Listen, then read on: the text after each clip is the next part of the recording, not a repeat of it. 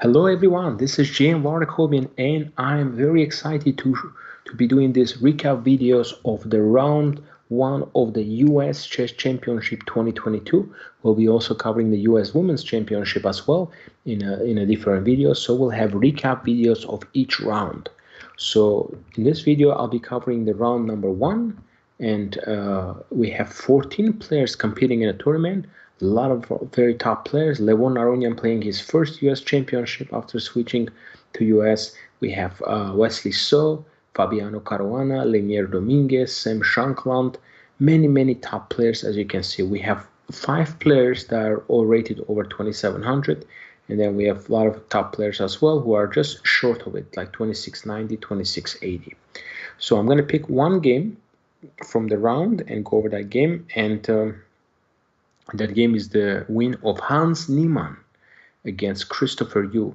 And Hans played a really good game, and let's take a look at this game to see, how he played this game. But I'll go over the results with you guys. Lenderman Aronian was a quick draw. Sevian won against Muradi Abadi in the endgame. Awander Liang drew Wesley So. Jeffrey Shong drew Daria Schwirtz. Shankland drew Robson, and Caruana escaped against Lenier Dominguez. So let's take a look at the highlight game here. Hans Niemann playing with the black pieces against the US junior champion, 15-year-old Christopher Yu. D4, knight f6. And normally you see the move c4 played here, or knight f3, but Christopher plays knight c3. And they call this Jobava London. Okay. So the knight is not on d2, it's on c3. So e6 is played. So, knight is a little bit awkward on a6, but eventually, you can try to remove the knight there. And knight h5 is played. This is a very interesting choice here, trying to attack the bishop. Of course, white could have avoided that idea if he had played the move h3.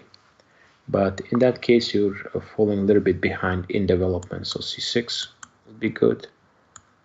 Knight c3, and even continue playing with the c5. I mean, position is going to be roughly equal here. But h3 is an idea. That way you don't have to deal with the knight h5 move because you always have bishop h2. So it goes here, bishop e5, f6, c6, attacking the knight, knight c3. And now, since the bishop is going to be gone on g3, black plays the move c5, trying to open up the position. Castles, g3, h, and now playing c4. And Niemann decides to close the center. Another move that I would have certainly considered is the move bishop d7, just try to develop the pieces and get everybody involved. So bishop d7, rook c8. So he plays c4, e4. b4, activating the bishop, and now threatening to take on c3. And now we achieve this position where white is going to play c3, but black does have the 2 bishops, so it's going to have a little bit of an advantage. Knight goes on c7, b2.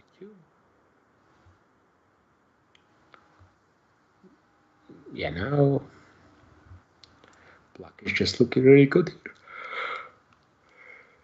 Space advantage for Niemann and on the queen side because this pawn is well advanced, and most importantly, he has the pair of the bishops. a5, a3, trying to defend on that side of the board. And the question is, the white doesn't have too many weaknesses. So the question is how to proceed in this position. And one of the ideas here he could have gone is actually to play queen f7 and then aim to play f5, f4. To try to open the position. Queen f7 would have been a very good move. So I play g6, knight f1, queen d2, f4. Trying to gain some space, but again, this is very risky, pushing the pawns and opening up the position. Rook h8, bishop f3, and here this move e5, I'm not quite sure about. I would have could have maybe liked to bring the rook into the game. Rook hf8 first, but Niemann played f5 because now his idea is to try to bring the knight to f6 and eventually land the knight on e4. but certainly this is weakening the e5 square. And here the very best move actually would have been the Petrosian style rook e5 sacrifice, not rook e2. Rook e5, because you don't really want to take, because if you take, then I can take with de, and then knight lands on d4, bishop knight comes on e3, and it's going to be certainly a very, very decent compensation for the. I don't think white is going to be better, but the compensation is going to be very, very decent here. So yeah, rook e5 was the expected move, played rook e8, and now this gives time to bring the knight to f6. Knight f6, knight e3.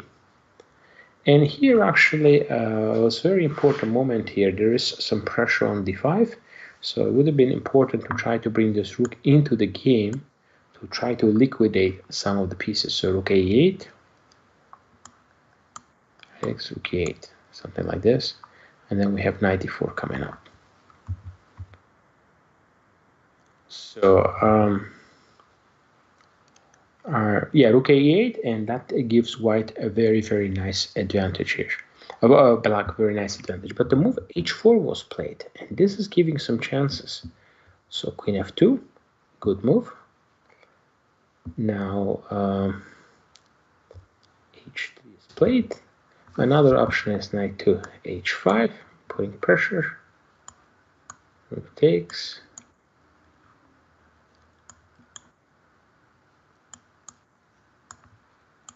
And rook takes h5, defending, and now you can try to double up the rooks here. Rook a h8, black is better with a strong attack. So instead, Hans played the move h3. As you can see, he's getting low on the clock. 3 minutes for Hans Niemann, 35 for Christopher Niemann. I've played Christopher Niemann before, and he's a very, very quick player. So rook e2 comes in. Yeah, I'm not sure about this move. I would have preferred just simply to take.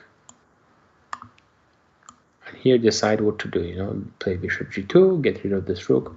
But yeah, I would decide to take this off. So play rook e2, a d8.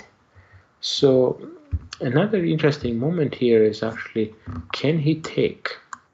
Okay, can he take here? Because the line is actually, if you take on e5, now white is going to be better because of the move knight b6 hitting the queen.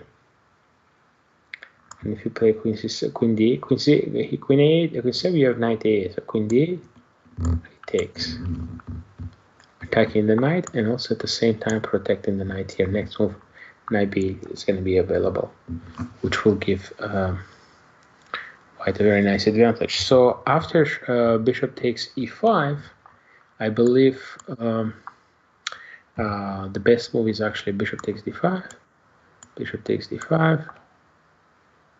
Yeah, you can play rook a8, or you can just simply take. If capture back, you just simply take the bishop. h2 check.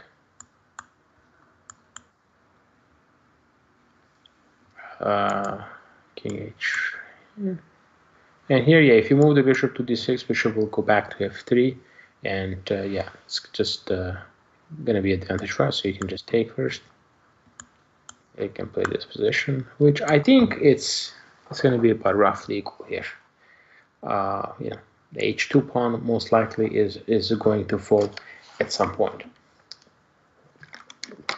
However, knight d5 was not played, and now you can no longer take, because if you take here, just simply take. Next move, just take on d5. You don't have any more than knight b6 at this. Queen e1, knight e4, and black is getting more active now, and the rook on e5 is trapped. g5, and now there are several options, but I think bishop takes e5, it's not the best. The best is just simply to take. If rook takes, to try to put pressure, rook h3.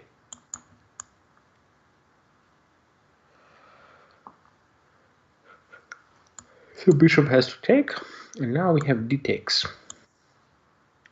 And the idea that we can take on e5 now. So g takes, doubling up the rooks. Now threatening rook h1 check. So here, take. And check. Yeah, it gets complicated, but now threatening rook f4. It looks like after all the complication settle, black is going to be doing great here as well. But this did not happen. This would have been the strongest way. Hans actually took. Christopher takes back. Knight takes here. And now rook takes g2. I mean, one more move is basically missing. The knight is on d4. White is full. White has full development and can start opening up the position. But the timing is very important. So here, e6, and that's a double question mark. In this position, if he just takes, Christopher just took, put a knight here. It's going to be a real challenge to win this position, because if you double up the rooks, just king, there's only one check. There's only one check here. You're simply playing king f2. Now you're threatening knight d takes f5 check, picking up the queen. Okay. So yeah, but instead e6 was played. Yeah, bishop takes e4, and then you want to put a knight in here. Yeah, you don't want to take with this guy, because after this we can trade one pair of rooks, and the knight gets here, and then eventually f5 is going to be too strong. f5, e6. Knights are absolutely superior here and controlling the position. So e6 takes. He actually missed this. I believe when he was preparing, he actually missed this bishop g4, thinking I'm just winning the rook, but this rook d8 is such a strong move, because you cannot take this actually, because you get mated on h1. And if you take, then again you're going to get very likely mated here. The knight on e4 is too strong.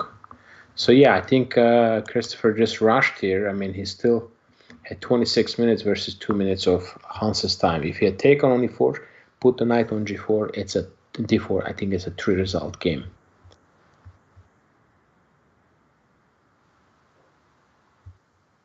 Now just simply knight queen f6. You don't want to take the pawn because of the knight e6 idea.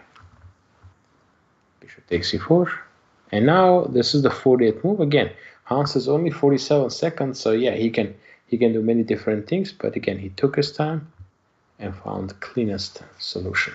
Okay, rook e8, pinning. So now threatening to play rook takes e4. So f5 was played, trying to get some counterplay. Queen f2. And I really like this move here, just trying to create mating threats, because position is really good, but you still have to find the ideas. And there's still some threats. Rook g6 is out there, knight e6, so he plays rook h4. Excellent play, fantastic play. Now threatening to play rook h1. Take. Down a queen, but about to take it. And it's important to start with this rook, because after all the exchanges, you want to be able to win the b2 pawn. Okay, so that's why it's important to start with this rook. Rook b1 was another option, but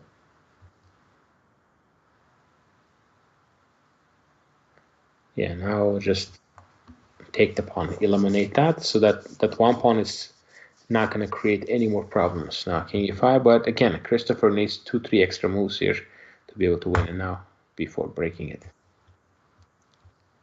c3, e5, and again, if you play c2, you're giving some chances. Knight takes c2. If you take on b5, knight d3 is just a draw, so take.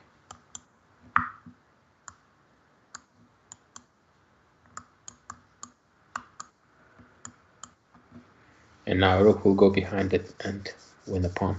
Yeah, so actually, if that happened, they just simply took here. And there is knight takes b5, because otherwise rook is just simply going to go back on b2 and promote the pawn with c5. So I took, and now c2. And here he just simply resigned because of the c1 queen. So excellent start for Hans Niemann. Despite all the news, all the drama and pressure, he showed that he still can play high level of chess, and win with the black pieces against a strong and very talented player, Christopher Yoon. So after the first round, we have two leaders, Hans Niemann with the victory and Sam Savian. So thank you everybody for watching this recap video, and we'll be back with consistently with all the covering all the rounds of this tournament. Make sure to subscribe to 1000 GM YouTube channel, and we'll see you soon again. Have a good one. Bye bye.